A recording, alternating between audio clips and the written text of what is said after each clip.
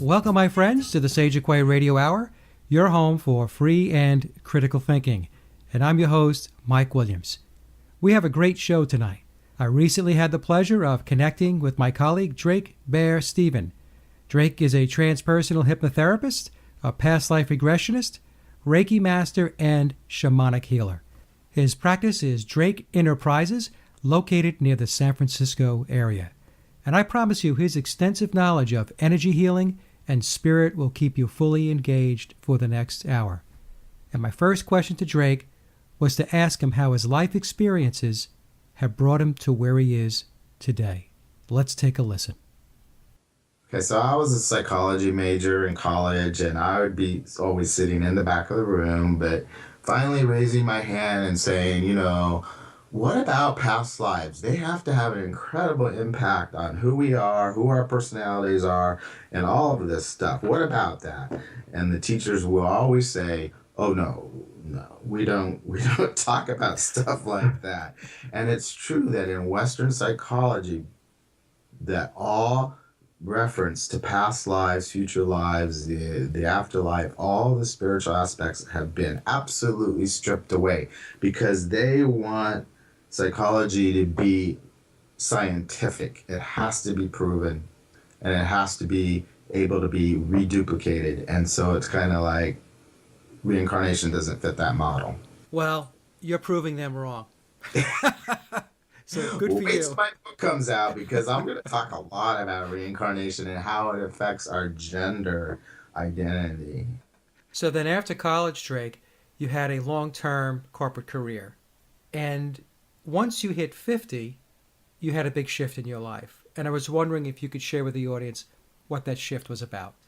When I turned 50, it was like I had walked through this spiritual portal. All of a sudden, I was just totally interested in spirituality and metaphysics and comparative religions. And I was just going ape. And I was like reading and studying, and I started taking classes. And I've come full circle now to the point where I'm actually writing a book saying, yes, reincarnation has an amazing effect on who you are today. So it's like, I'm finally going to get my piece, and I'm going to say it. But what really brought me into shamanism, which is one of my favorite projects or practices that I work with, is learning about two spirits. And two spirits were the people in the tribes and Native and North American tribes that were, just a little different, considered a lot of times to be the third gender. They were gay or transsexual or transgender and just had a different identity. But in these tribes, they were honored as medicine people. And their being a part of the third gender created a special gift for them, and the people actually honored it. And it wasn't until Christianity came in and missionaries came in that the natives began to feel like, oh, maybe this is a negative thing. Maybe we should be downplaying or ignoring this situation. And so it was learning about that, and myself being transgender and having already gone through a sex change when I was young. It was like, oh, well, maybe that's who I am. Maybe that I can learn much more about. And that really triggered me to get into shamanic work, and which eventually led me to hypnotherapy. And so it's kind of like, it was like coming home. Yes, I feel like I've had past lives as a Burdash, is what they used to be called. And I'm just kind of coming full circle again in my work in this life. Drake, you had a career in the corporate world. Could you talk about that a little bit? What was that like?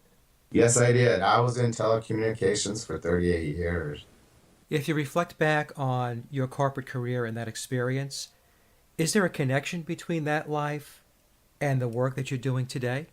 Well, most of the years I was there, I felt like I didn't really fit in, and I was just doing it to make money. It was a way to really provide me the tools to go off and do the things I wanted to do.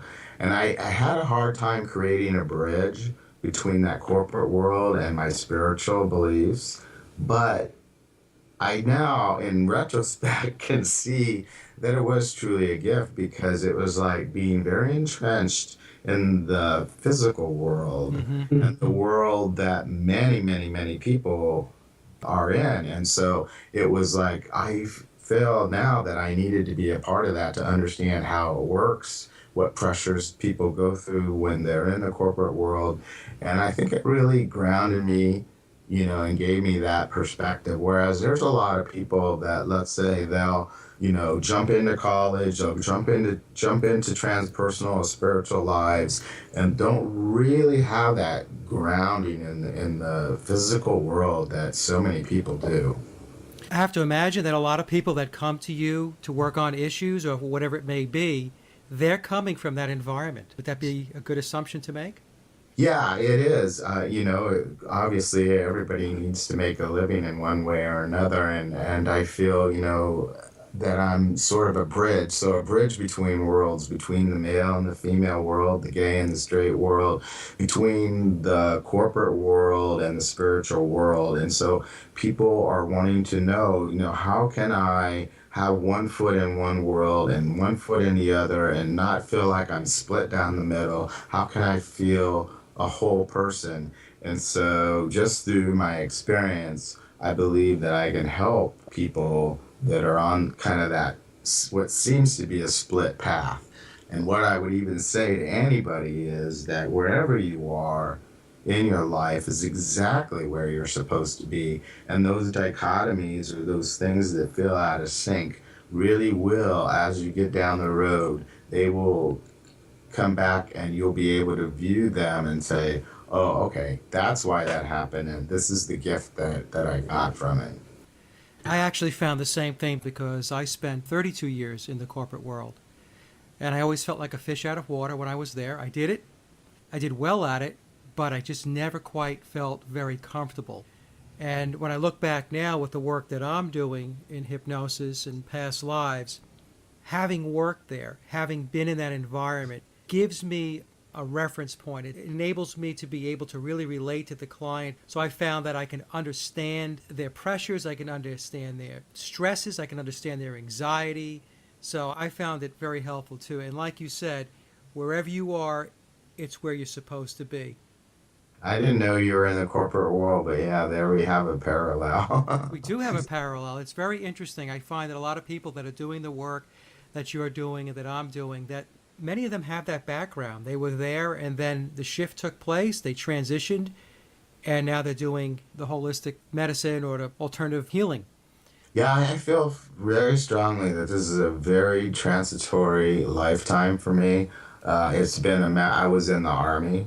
It's been a matter of like putting down the weapons, putting away the warrior, transitioning to a spiritual life, having lived half of a life as in a female body and half in a male body, and having moved from one religion to another and changing my beliefs as I go along. And it's just a very transitory life. But I think what that does is show you what the polar opposites are so that you can migrate towards that balance point in the middle.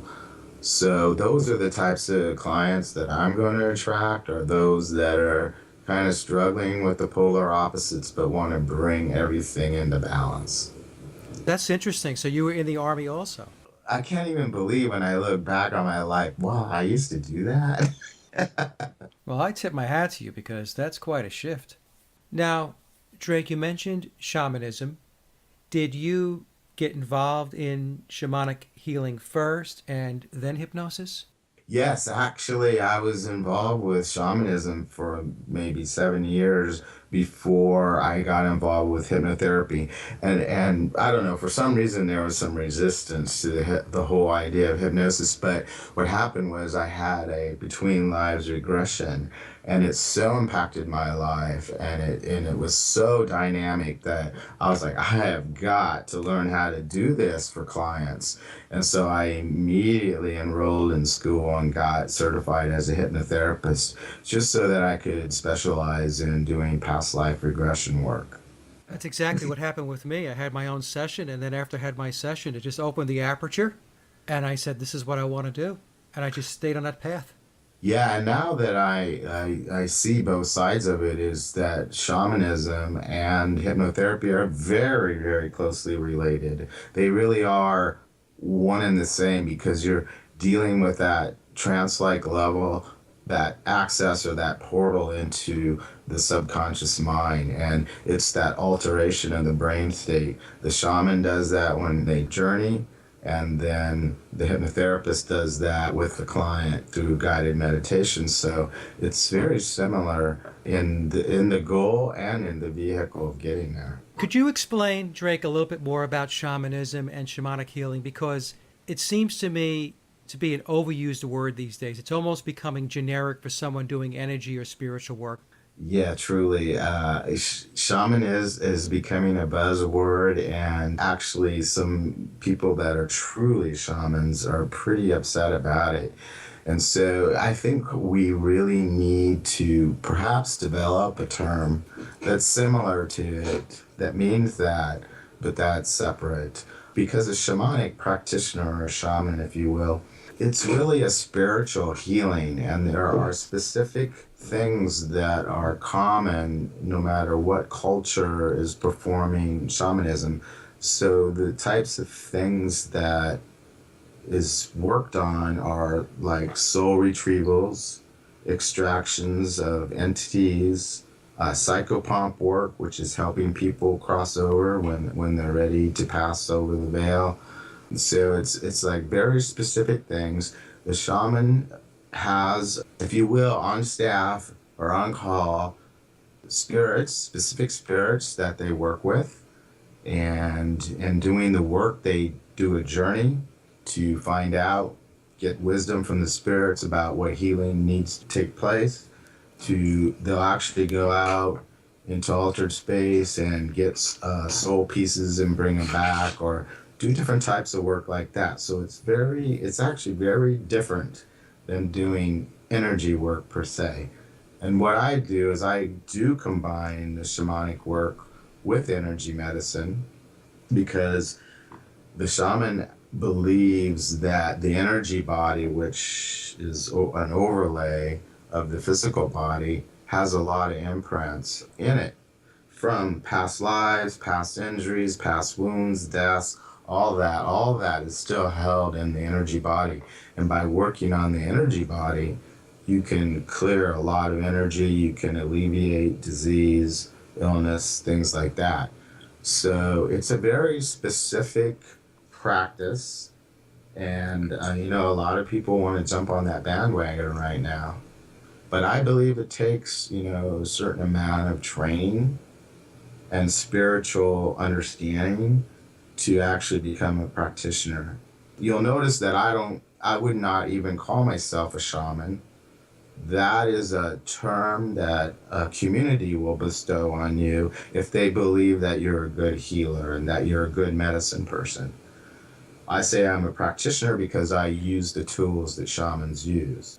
When you do the shamanic healing, Drake, are you in a trance? Is the client in a trance? Could you explain a little bit about how that works? Well, that's a good point, because so the difference would be if you came for a hypnotherapy session, I would guide the client into a trance. If you come for a shamanic session, I go into trance and then I come back and perform work on the client. So that is the difference. And what's the experience like when you connect with the spirits in trance? Well, since I know that you do past life work, I would say it's on that level of realism, okay? So it's kind of like, well, it's not this world real. It's not as tactile as the physical world, but when you're in trance, when you're in the other worlds, the lower world or the upper world, it is called in shamanism, it's real on a different level, but it's real. I mean, you can feel it's real, but it's not the same as this dimension. Okay. So, you know how vivid a past life journey can be. Yes. It's so vivid, but yet it has that ethereal, energetic quality to it that you can distinguish between this life and that life. And it's the same, going to work with the spirits. And you mentioned energy medicine. Yes. And could you explain what energy medicine is and what the benefits are to a client? Okay, so yes, energy medicine is working on the energy body. As I mentioned earlier, that energy body overlays our physical body. It houses the soul. It's the spirit or the soul, and it has specific systems within it. So, like your aura that surrounds your body is part of the energy body, your chakras, which are the wheels of energy that keep you connected to the physical body. It has meridians, the meridian system. So, the Eastern medicine people have been aware of energy bodies for thousands of years. And it also has other systems that weave in and out. They're all energetic systems. And so ideally, we want all of the energy to be flowing very nice, just flowing back and forth and balanced and just working properly. And if something doesn't, if there's blocks in there, there could be rips or tears to the aura. There's all kinds of energetic symptoms, if you will, where it's going to affect our physical lives. And so or an energy medicine person can go in and balance chakras, get him spinning clockwise and healthy, can work on meridians, can work on the aura, smoothing it, removing cords. So there's all types of energetic work that can be done on your body. And, it's really guaranteed that you're going to feel a whole lot better. I mean, it sounds all woo-woo and stuff like that because you can't really prove it or see it or feel it, but you will notice the difference. Well, how do you detect client imbalances, Drake, when you do that work? How are you able to detect that there's problems with the aura or there's energy blocks? How does that come to you? Well, there's several different ways. One is being kinesthetic, that if I pass my hand over a body, I can feel irregularities. You might feel hot and cold areas or ripply energy. You might feel rips, tears, cords, and that kind of thing. But I also use tools. For instance, working on the chakras, I'll use the pendulum on each chakra to see whether it's spinning clockwise or counterclockwise, if it's not spinning.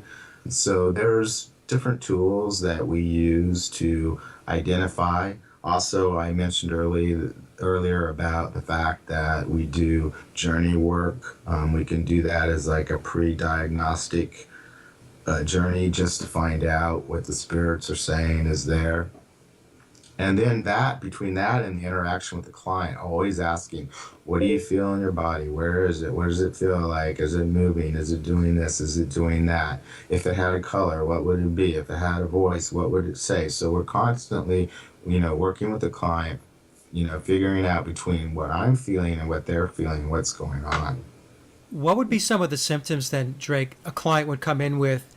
In other words, that would be indicative of energy flow disruptions. Well, the most noticeable symptoms are lack of energy, feeling down, depressed, I run out of gas, somebody's sucking my energy out of me. The other thing is being in pain. Does pain stay in one place? Is it chronic? Have you had it most of your life? Does it move around? No matter whatever is happening, it could mean a different cause.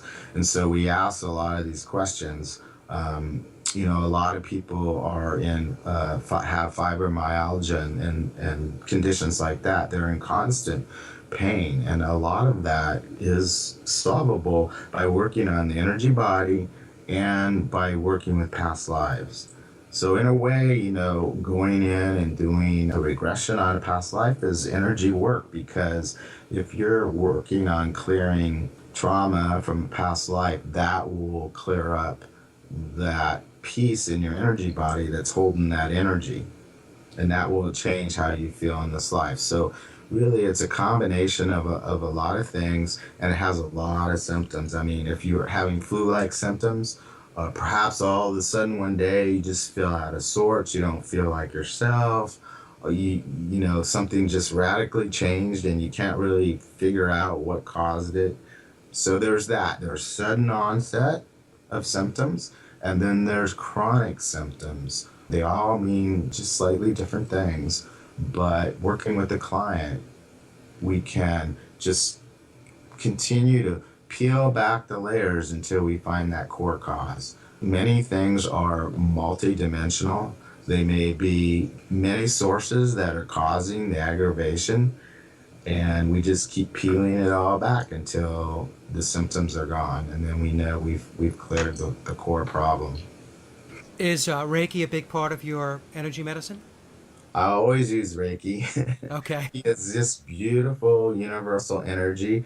And so, a lot of times when I'm working on the energy body, I might be taking out things, taking out crystallized energy or taking out entities and stuff like that. And so when we do that, we always need to replace those places that we took out things with energy, with positive, good, balanced energy. And Reiki is a very good way to do that. And it's very relaxing. So Reiki is very intuitive.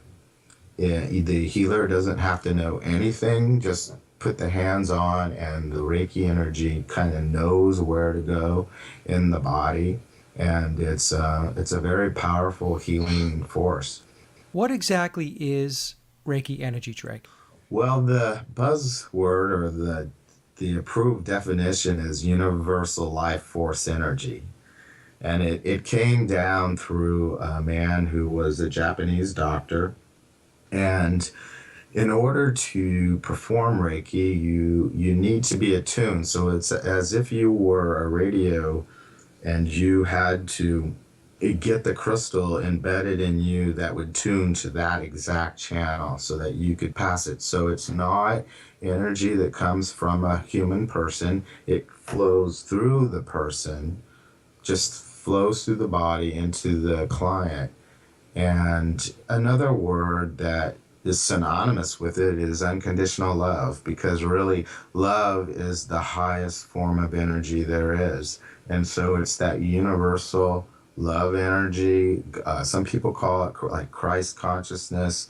That type of energy is what it is. I've heard people also refer to it as chi. Yes, chi, prana, mana. The many cultures have different names for energy, but it's all the same energy. Now, with Reiki, Drake, there are various levels of attunement. We have levels 1, 2, 3, and sometimes a 4. 3 being a master and 4 being a master teacher. Are you a level 3 or a level 4? Do you teach Reiki? I am a teaching Reiki master, so that's like the highest level.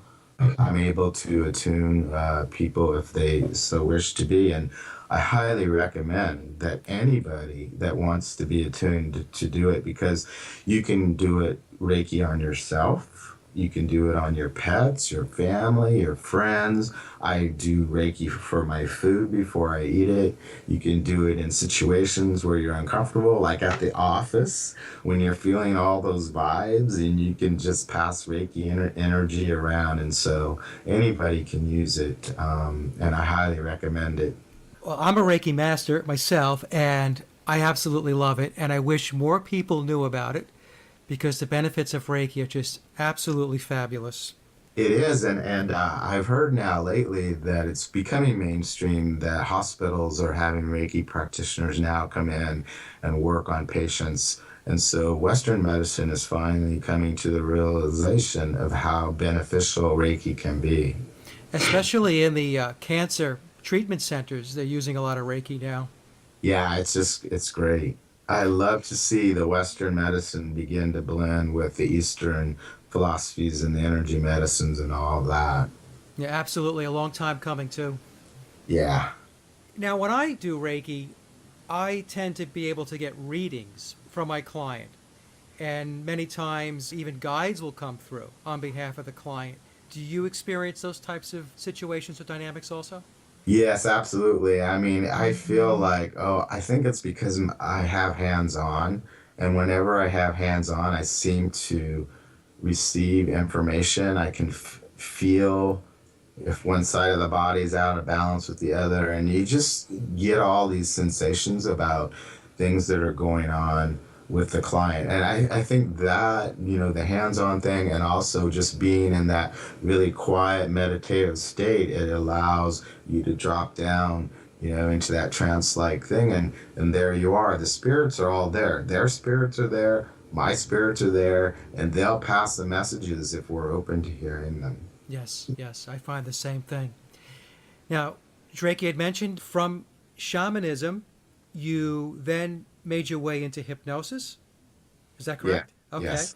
So what was that transition like? You mentioned, well, you had a past life, and then that past life made a big impression on you, and that was really the catalyst that moved you over into becoming certified in hypnosis. Could you explain that a little bit and maybe talk a little bit about hypnosis in general and what that's like? Okay, well, it just so happened that I went to a very kind of shamanic based hypnotherapy school. It was called alchemical hypnotherapy. And the creator of alchemical hypnotherapy drew a lot of stuff from shamanism. So we did a lot of work with inner guides, spirit guides, and that kind of thing. So it was a natural bridge for me to go into that. Now, in hypnotherapy, in the mainstream portion of it, which is very powerful to me, because you can go to a psychotherapist for years and years and years and talk out of your conscious mind. And I'm not putting that down. That's absolutely valid. But whatever's boiling in the subconscious may never surface. And that it's that hidden thing that in the subconscious that is really a driver for who we are. And so I found in hypnotherapy that we have that ability to bypass the conscious and go to the subconscious. And some of the things that I found when I was getting trained was like, wow, I didn't even know that was there. And it was really nice to have it come up and get cleared. So, hypnotherapy, as you well know, can be used for many different things, for addictions and phobias, a lot of things. And I really don't work with a lot of those types of clients. Like I said, my practice is pretty transpersonal, working on the spiritual side of things. I don't know if you're familiar with the term, we call it conference room. And that is where, you guide the client into a hypnotized state and you meet all the subpersonalities that you have. And they all have a voice, and some are positive and some are negative. And so you work with all those personalities to get them to come to an agreement in support of you and what you're trying to accomplish. And I find that to be really powerful work. I call that parts therapy, and I find it very effective also. A lot of times the clients are completely amazed by it. At the end of the session, they emerge and they're looking at you and they'll say, that was weird. These parts of them, I call them their sub-egos, came through and started talking about the issues, pros and cons, and it really is amazing. It really is. Well, it is. It's kind of like, your whole life you have that voice in the back of your head that's going, and trying to tell you what to do, judging you, analyzing everything, and you're just like about ready to smack it in the mouth. And then you go into this hypnotherapy session and you allow that voice to have it say, and then you find out why it's saying that, right, and who it's partnering up with. And then it's like, oh, okay. Well, we could turn this voice into something positive. Yeah, no, it's very, very effective. And I use it a lot, especially when folks come in and they're looking to release some weight. Parts works very well with weight release because there's that part that doesn't want to release the weight. And so once you start having the conversation and you start talking about why it does what it does, you can start to come to an agreement and resolve the conflict. So I agree 100%. It's very, very effective. Yeah, and I just noticed how you said release the weight. Now, see, because you're a hypnotherapist, you know how to talk. Because when I was studying hypnotherapy, I was like, don't ever say lose the weight, because the subconscious mind is going to go, oh, if I lose it, I have to go find it exactly. Yes, that's exactly right. I was going to ask you a question about, you're doing more of the spiritual aspect. I guess you would refer to it as transpersonal. Yes. Some hypnotherapists only do clinical work.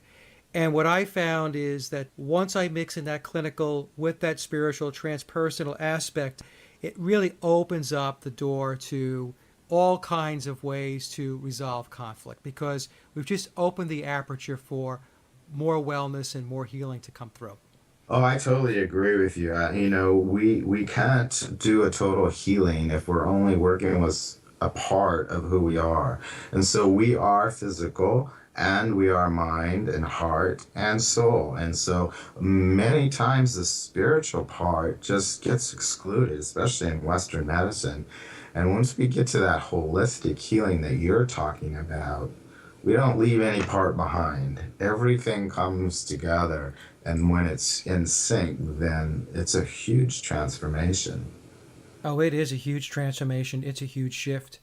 And speaking of huge shifts, if we move to past lives now, and that's a big part of your practice, if you could explain to the audience what exactly is a past life. Well, past life in itself is almost a misnomer because time in the spiritual world is not linear. So in this world, it's linear and it's how we organize everything. And there's a past, there's a present, and there's a future. And we keep saying that way. But on the other side, everything happens concurrently because time is a different dimension. And so when we say it's a past life, it could be occurring right now. It could be occurring in the future. We could have a past life after this life that's in the 1600s, if that's the life that we need to experience as our next step. But that being said, a past life is lives that where we have existed before our soul. Our soul, even when we're incarnated on earth, there's a piece of the soul that's always in the spiritual world. And that piece, often called the higher self, has all the memories. All the memories we lose when we get born in this life. We lose those memories so that we can learn the lessons that we came to do. But the higher self that we can tap into from time to time has the memories of all the past lives that we've experienced and all the memories of the future lives. It has total access to the Akashic record, which is the record of anything that's ever happened at any time in the universe. So I see past lives as a way for the soul to evolve slowly through different lessons, learning. Some lessons take many lifetimes to really get, and some will be gotten in one lifetime. So I believe that people come to a life with not only an overall soul purpose, there's a purpose that the soul is heading toward, or a reason for being, or kind of being mentored or trained for, but there's also a life purpose. There's like a life theme, and you'll notice in your life if you keep kind of getting hung up on the same thing over and over. Maybe it's a type of person that you're in relationship with, and you're like, why does this keep happening to me? That's your life theme. And when you realize that, then you can have a past life regression on it and get a lot of wisdom about why it keeps coming up over and over, and perhaps that'll help shift all of that energy into a place of understanding.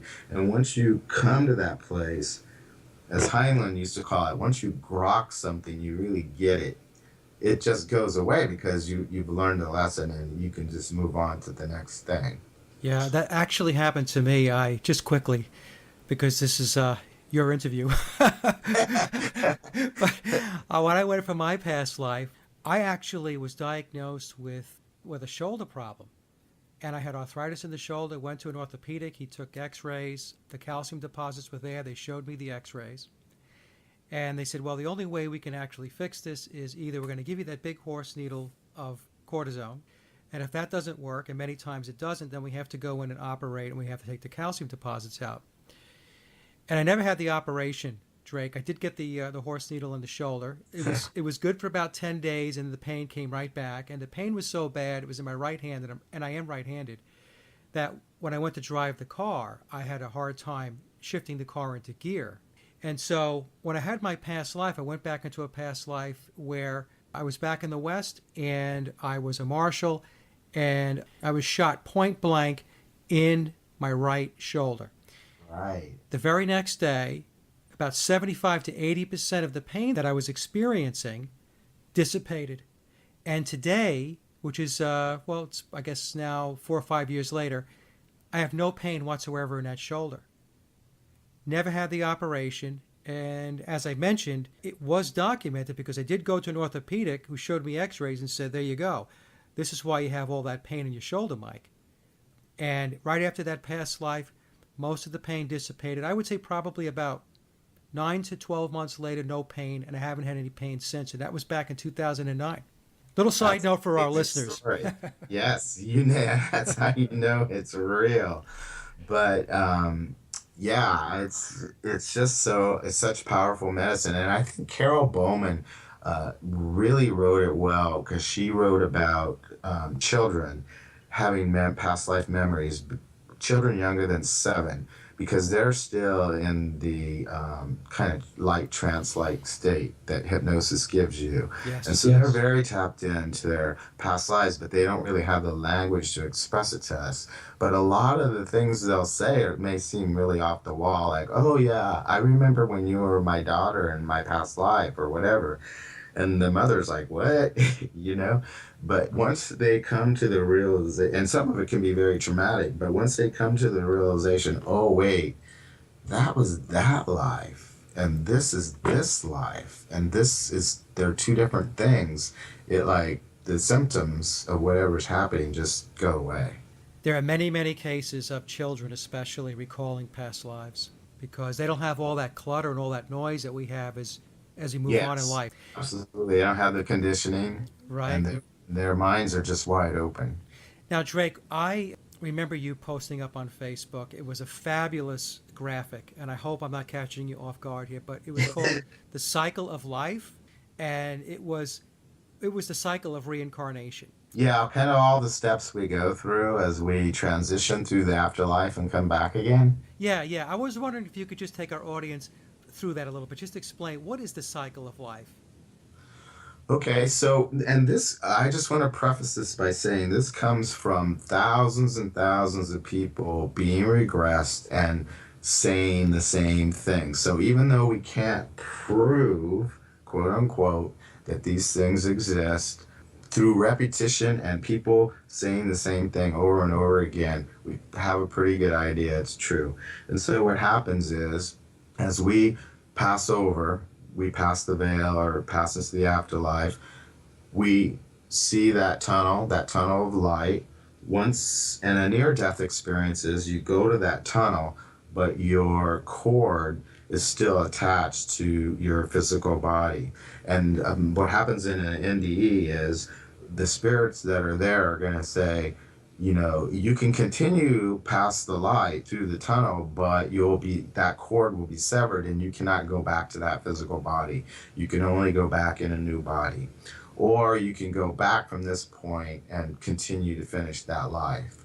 So let's just say if you really are passing over, you'll pass through the tunnel of light, that cord to the physical body dissolves. You usually go into a life review, and you'll have your spirit guides there, and it really isn't anybody reviewing you, it's you reviewing your life. How do you feel everything occurred? And then, depending on how traumatic your life was, you could go to the Hall of Healing. You can go there for healing and rejuvenation. There are spirits there that can work with your body. You can stay there as long as you want. And once you are done with that, you can move around. You can go to the home where your soul group is. So there's a group of souls that you are connected to and you reincarnate with over and over again. There's a soul guide that's kind of the captain or the head of that group. You can be with them. You can go to the Council of Elders. There's a council there that watches over your progression, and you can ask them all kinds of questions about your purpose and where you are and that kind of thing. You can go to the Hall of Records, which is the Akashic Records, and there's a librarian there, and you can look up anything you want. You can go to schools. You can be developing yourself. But then there comes that moment in time when you know it's ready, you're ready, it's time to come back. And so you go to what they call the pre-life selection room. And there you have a seat, and this your spirit guides come in and they show you clips, kind of like movies of what your life might look like, and you can pick out your parents and circumstances, your gender, and all these details. And a lot of times we'll even say, oh, yeah, yeah, I'll do that. I'll take that on, not realizing that once you come down, it's a lot harder than you remembered. But anyways, you kind of line everything up, not saying that everything's predestined when you get here, because you always have free choice. And when you're down here, whatever choices you make are going to alter that pathway. But after the pre-life selection, then the baby's conceived, and you'll come in and out of the baby's body until it's ready to be born. And then you pop in pretty much permanently. And you get amnesia and forget all these wonderful things, and you start your life all over again, kind of like Groundhog Day. You just start living all over again. Yeah, we come out and we're all excited, many times to do this new life, and then we get here, we're like, what did I do? I know, truly. I remember that experience because I was regressed back to the womb, and I remember like looking down at my baby body and just going, oh no, oh hell no.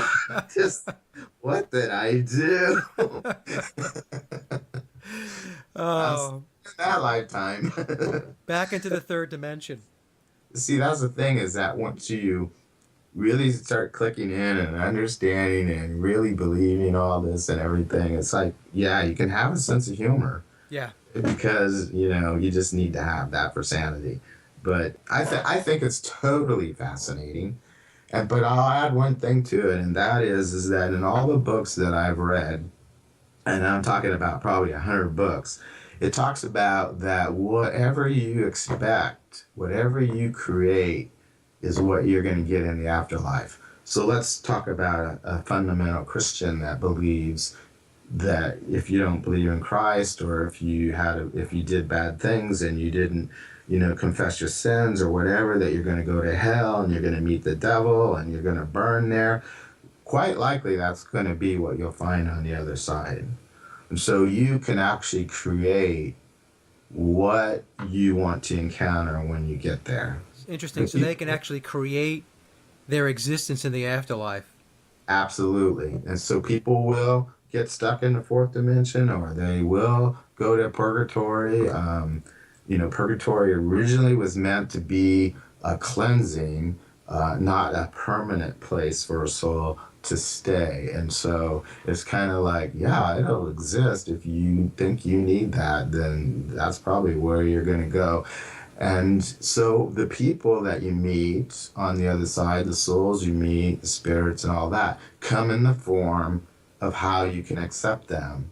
And so if you believe Jesus is going to come and meet you, Jesus will be there. Or, if you believe your mother, your loving mother that you've missed for so many years is going to be there, she will be there, and she'll be in the form that you remember her by. Even though when we're on the other side, we really exist totally as energy, just energetic bodies. Drake, you mentioned the fourth dimension. Now, the third dimension's here on Earth. The fifth dimension is where the higher self resides. What then is the fourth dimension? So the fourth dimension to me is the astral world. It is a world that, let's say you had a sudden death, unexpected, and you don't believe you're dead. You can get trapped in this fourth dimension and not pass through the tunnel. This is where you don't pass through the tunnel to the fifth dimension. So you're stuck in that in-between world, and you're kind of like an earthbound entity. This is where the ghosts are. The spirits that everybody freaks out over, this is where they are, pretty much earthbound spirits that are waiting to be shown how to go to the light. And so this is also the space that you travel at night. When you're astral traveling and all that, you travel through the fourth dimension. Have you ever had a client that in a past life, when it transitioned through the death scene, did not go to the fifth dimension, but actually went to the fourth dimension? Because I have. I'm just curious if you've had the same. Well, I would then ask you, they didn't stay there permanently? I mean, eventually they got to the fifth dimension, right? Yes, what happened was they were in the 1800s in France, and she practiced black magic. She was a witch. And when she incarnated into that life, she was told that she had to use her abilities for good, and she did not. She thought she was. She was trying to rectify a government that was oppressing the people at the time in France. And what she was doing, she was casting spells on the ruling class in order to invoke justice or rectify her perception of injustice. But when she passed and then she was heading toward the light, she got pulled back. And she was told, no, you were not supposed to be using your abilities for what you used them for. And so what happened was she was earthbound, and she described the earthbound experience to me. It was very interesting. And she was deep, deep in theta state. It was as if she was drifting in a gray, cloudy environment. She did not have any kind of visuals with regard to any kind of scenery. It was just gray, like a light gray. And she told me that at least her existence in that fourth dimension was linear time. She had to spend the time there between lives. So in other words, she had that life. She went into the fourth dimension.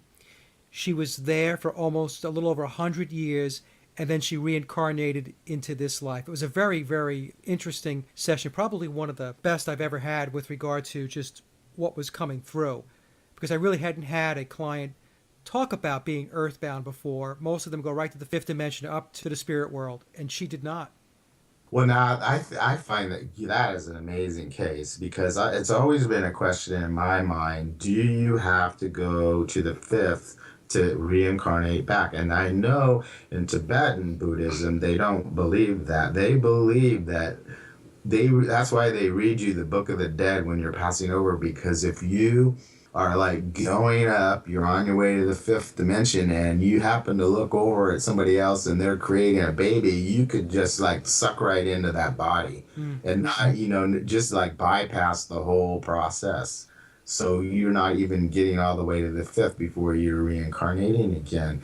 And I guess to me, I always thought, oh, we need to go to the fifth because we need to go through this whole process of pre-life selection and all that. But from what you're saying in your experience with her, you don't have to. It was a remarkable session. Basically what she explained was her guide and her elder were still there, and they were still guiding and navigating and helping her to get into another life and making the life selection, but did not come through to me like they were doing that in the fifth dimension, that was all being handled in that astral realm, in that fourth dimension. Well, that's interesting. It was very interesting. Now, again, that's one case, so I don't want anybody who's listening to jump down my throat. I don't pretend to have all the answers, but it was just one of those cases, one of those sessions which really, really stood out, and it was really remarkable. Well, this is what I always say. I don't discount anything I hear. There's like a million things I hear that sound absolutely incredible, and I'm not even going to say it's true or not true. I'll say if anything is possible. That's exactly right, because we don't have all the answers, Oh, we don't. Every time we do this work, it's exploratory. We're exploring. That's probably why I'm so fascinated with it. When I was younger, I would just jump from one thing to the next. I'd get bored with it, and I'd jump on, and then I got into the shamanic work and the reincarnation, and I have never been bored, ever. Now, Drake, do souls only incarnate on Earth? That's a question I ask past life regressionists and those that do between lives work. Definitely not. There are many, many, many worlds, many, many, many dimensions that we don't even know about. So, you can incarnate to other dimensions, to other planets, to other universes. Many, many people that are here on Earth are what they call star seeds, yes, that have had the prior lives on other planets. I know myself, I've been on other planets. This is where I get the crazy ideas about being hermaphroditic and androgynous and stuff like that. Yeah, what I'm finding in my work is clients are now going out, they go into the spirit world, and they're visiting their star families. they come to Earth, they go here, they go there. It all depends upon what the lesson is, what it is that they have to develop from a soul perspective. And they head off to go to that school or that dimension, that planet, to go get the education. Yes, but I have heard that Earth is one of the very hardest schools there is, if not the hardest. I can attest to that. So anybody who is here, incarnated and listening to this, know that you are doing the hardest test there is, but you will also be growing exponentially from everything that happens. Absolutely correct. Now, we're nearing the end of the show, so if you could just take a moment, Drake, and just fill our listeners in on how to best connect with you, that would just be great. Okay, great. So you can go to my website, which is Drake Enterprises, INNERPRIZES, or you can call or text at 925-348-3336, or you can send me an email at DrakeBearStephen, Stephen with a PH, at pacbell.net. Well, thank you, Drake, and I'd love to have you come back on the show in the very near future. Absolutely, I would love to do that. Well, you have my word that I will make it happen, and you will be back on the show. I had a delightful time. Have a great evening.